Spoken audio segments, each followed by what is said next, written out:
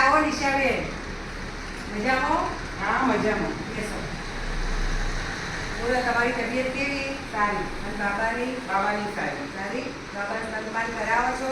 હા કરાવું છું. આગળની વાત? હા કરાવું છું. બીજું કંઈ આપતા તો નથી ને? બીજું પણ આપું છું. અરે ના ભાઈ, હું તમને સુપોષક સમાજમાં જે વખત શ્રીમંત કર્યું હતું એ વખત તમને નહોતું સમજાય? હા તમે સમજાયું બેન, પણ મારે સાસુ કે એને થોડી દાળ આપવાની, બાફેલી ભાત ખવડાવવાના, બહુ ગરમી પડે તો પાણી પીવડાવવાનું, એટલે હું તો એને બધું જ આપું છું. ના નિશા, હવે તું તારી સાસુને સમજાવજે.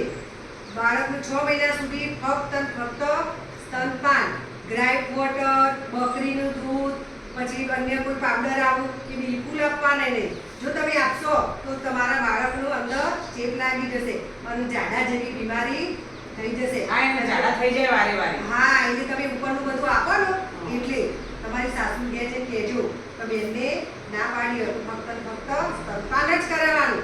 6 મહિના સુધી તો માતાનું ધાવણ એનો પર્યાપ્ત પૂરતું જ છે, એમાં બધું મળી રહે.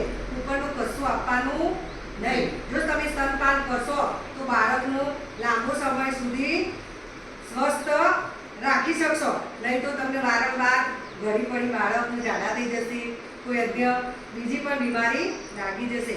તો હવે પછી તમારા બાળકને શું કરાવશો? માત્ર ને માત્ર સ્તનપાન. પાણી પણ 6 મહિના સુધી નહીં આપવાનું. હા બરાબર?